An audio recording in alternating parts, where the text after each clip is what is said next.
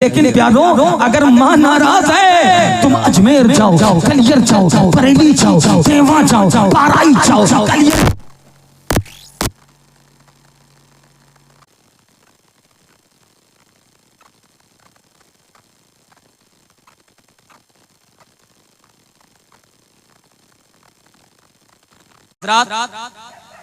मैं एक सवाल आपसे पूछता हूँ, ये जो जलसे होते हैं क्यों होते हैं?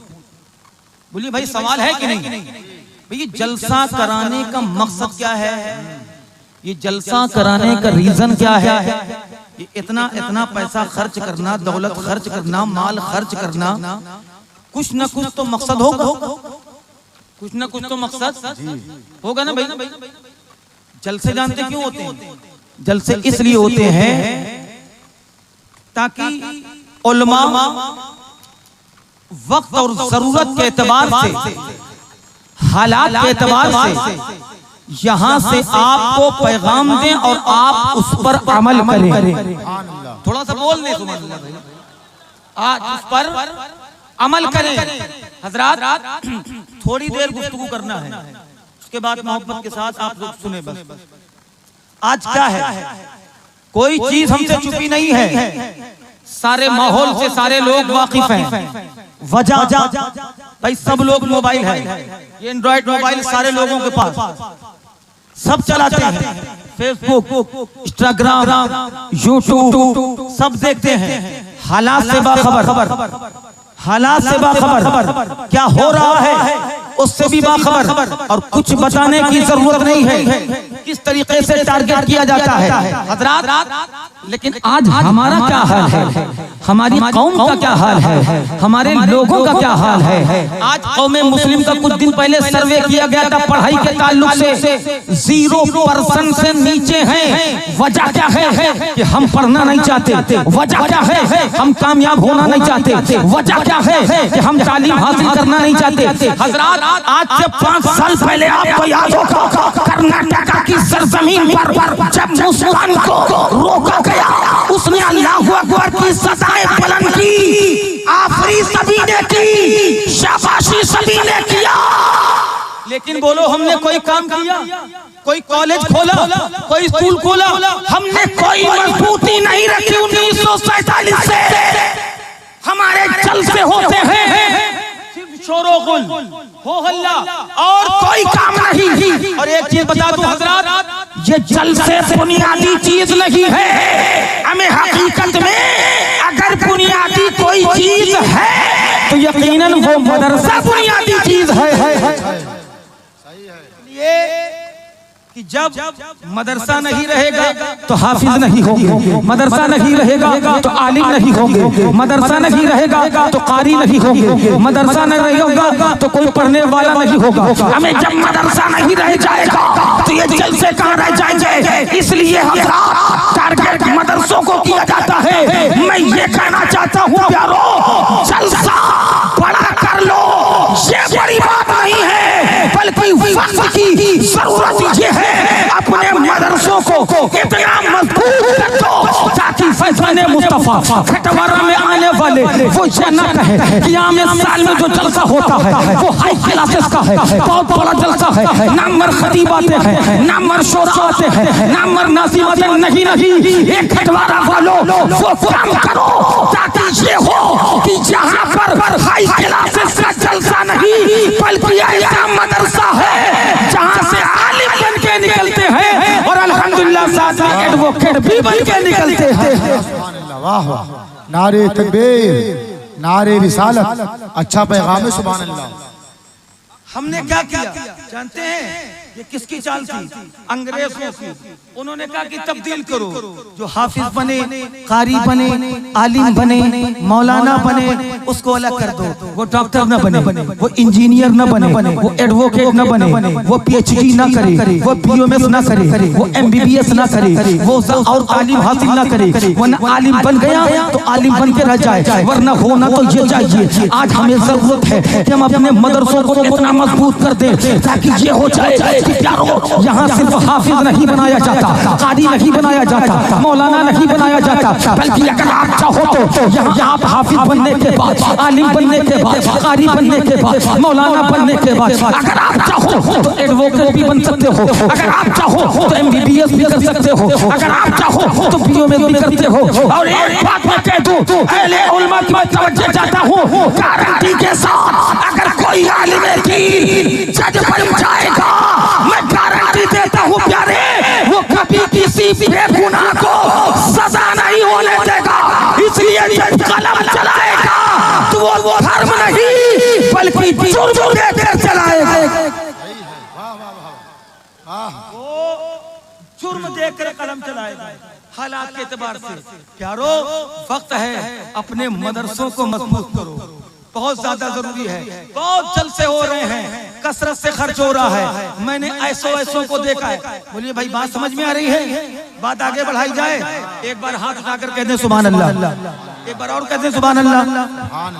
थोड़ी देर मेरी गुफ्तगू सुने। हज़रात किराम वक़ार, मोहब्बत की जरूरत है, प्यार की जरूरत है, इश्क की जरूरत है। मोहब्बत करो। आज एक मुसलमान अपने मुसलमान को तोड़ता नजर आ रहा है, आज एक मुसलमान अपने मुसलमान को तबाह करते नजर आ रहा है, शिकंजा कस रहा है, लेकिन मुसलमान मानने को तैयार नहीं है। आप देख लो शादी ब्याह में क्या हालत होती है, आप देख लो जरा। जब शादियों में जाएगा, मेरे दोस्त की बारात है, मैं कहता हूँ ये मौलाना अख्तर साहब है, मैं कहता हूँ मौलाना मुख्तार साहब है, मैं कहता हूँ प्यारे ये हाफिज नौशाद साहब है, ये अतीक साहब है। अगर आप हाई क्लासेस का कपड़ा पहनेंगे, बोलो कोई रोकेगा नहीं, कोई मना करेगा नहीं।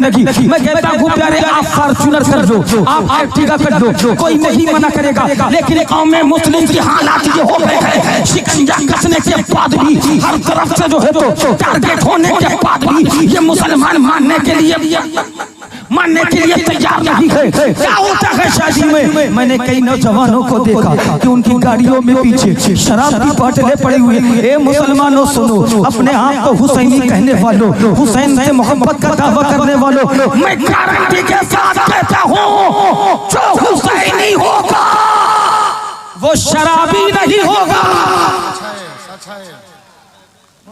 जो हुसैनी होगा, जो हुसैनी होगा शराबी नहीं होगा, वो शराबी नहीं होगा। वरना नारा लगाते रहो, कुछ नहीं होने वाला है। और इस वक्त में, इस दौर में, इस टाइम में जरूरत है अपने बेटियों को पढ़ाओ प्यारो, बचा लो मुर्तद होने से। जब कोई भाग जाती है ना, कहीं चली जाती है, तो पूरा ठेकरा इन्हें उलमा पर फोड़ दिया जाता है। ये क्या कर रहे थे? मैं कहता हूँ उसका बाप क्या कर रहा था? सच है। थोड़ी सी तवज्जो। उसका बाप क्या कर रहा था? माँ क्या कर रही थी? कोई चीज छुपी नहीं है, हर तरफ से टारगेट करते हैं। क्या किया जाए ताकि हमारी बहनें बच जाएं? शासन प्रशासन कहीं से कोई हिमायत मिलने वाली नहीं, कुछ नहीं होगा। हमें क्या करें ताकि मेरी बहनें किसी खैर की तरफ न जाएं? तो सुनो गौर के साथ, इस वक्त में, इस टाइम में, इस दौर में न लड़ने की जरूरत है, न झगड़ा करने की जरूरत है, न कोर्ट कचहरी करने की जरूरत है, न किसी से मारपीट करने की जरूरत है। हमें क्या करें? तो सुनो, हर बाप की जिम्मेदारी है, हर माँ की जिम्मेदारी है, हर बड़ी बहन की जिम्मेदारी है, हर भाई की जिम्मेदारी। क्या जिम्मेदारी है? सुनो, हर घर में सैयदा फातिमा ज़हरा ताहिरा की सीरत की किताब रख लो। मैं गारंटी देता हूँ जो मेरी बहन फातिमा ज़हरा की सीरत पढ़ लेगी, हमें मरना तो गवारा कर लेगी, लेकिन गैर के साथ जाना गवारा नहीं करेगी। अल्लाह अकबर, अल्लाह अकबर। और बुलंद आवाज से या रसूल अल्लाह, जिंदाबाद जिंदाबाद। ए प्यारो, बचाओ अपनी बहनों को। कब होश में आओगे यार? बाज आ जाओ इन तमाम तर चीजों से। पढ़ा लो अपनी बहनों को, बचा लो अपनी बेटियों को, घर में पढ़ाओ, ये गारंटी है। इसलिए जब सैयदा तैयबा ताहिरा फातिमा की सीरत पढ़ लेगी, और जब सैयदा ज़ैनब की सीरत पढ़ेगी ना, हो सकता है कहते हैं मॉडर्न वक्त है, मॉडर्न जमाना है, मॉडर्न दौर है, हम ऐसे नहीं रह सकते, ऐसे नहीं जी सकते, नाजो नाम में पले हैं, घर में एसी लगी है, हमारे घर में अर्टिगा गाड़ी है, हमारे बाप के पास बड़ी दौलत है, बड़ा पैसा है, मॉडर्न दौर है, हम ऐसे ऐसे रहते हैं, ऐसे ऐसे चलते हैं। मैं कहता हूँ प्यारे, अपनी बेटियों को फातिमा ज़हरा की सीरत पढ़ाने के साथ साथ साथ में उनको जो है तो सैयदा ज़ैनब की सीरत पढ़ा देना। वो किसकी लख्त जिगर है? अली ये मुर्तज़ा की लख्त जिगर है, अली ये मुर्तज़ा की बेटी है, अली ये मुर्तज़ा की लख्त जिगर है। वो नाज़ो नाम में पलने वाली, वो मोहब्बत में पलने वाली, वो प्यार में पलने वाली, वो इश्क में पलने वाली, वो वक्त के बादशाह की बेटी, वक्त के खलीफा की बेटी, वक्त के बादशाह की बेटी, वक्त के खलीफा की बेटी है। मैं कहता हूँ प्यारे, उनके सामने जब सैयदा ज़ैनब की सीरत ये रख दी जाएगी कि प्यारो सुनो, वक्त के खलीफा की बेटी है, लेकिन जब दीन पर बात आई है, इस्लाम पर बात आई है, कुरान पर बात आई है, अहमद नबी पर बात आई है, इस्लाम पर बात आई है, जिस वक्त शरीयत पर बात आई है, तो उस वक्त ज़ैनब ने सौदा नहीं किया है, जंजीरें पहन ली है और क़यामत तक के लिए अपने नाना के उम्मत की औरतों को बता दिया है, वक्त आ जाए जान दे देना, लेकिन कभी ईमान से सौदा नहीं करना। नारे तकबीर, नारे रिसालत, नारे रिसालत, मसलके आला हजरत कॉन्फ्रेंस, जश्न दस्तार हिफ्ज़ व क़िराअत। सुभान अल्लाह, जिंदाबाद जिंदाबाद। प्यारो, वाह वाह वाह। वक्त है, बचा लो मेरे भाई, टाइम है, पास आ जाओ। आज हालात क्या है?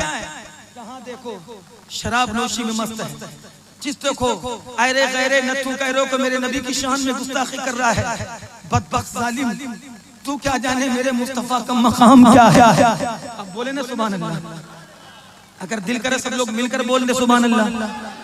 मेरे मुस्तफा का मकाम क्या है, मेरे मुस्तफा का मर्तबा क्या है, तू क्या जाने।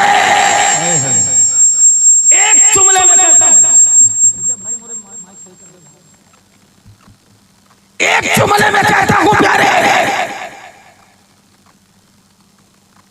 बोलो। अच्छा, अपनी वालिदा से ऊंची आवाज में बात करना चाहिए, थोड़ा सा बोले लोग, उनको झिड़कना चाहिए, उनसे बदतमीजी करना चाहिए, उन पर हाथ उठाना चाहिए, बोलो उनको मारना चाहिए, बोलो बोलो मारना चाहिए नहीं।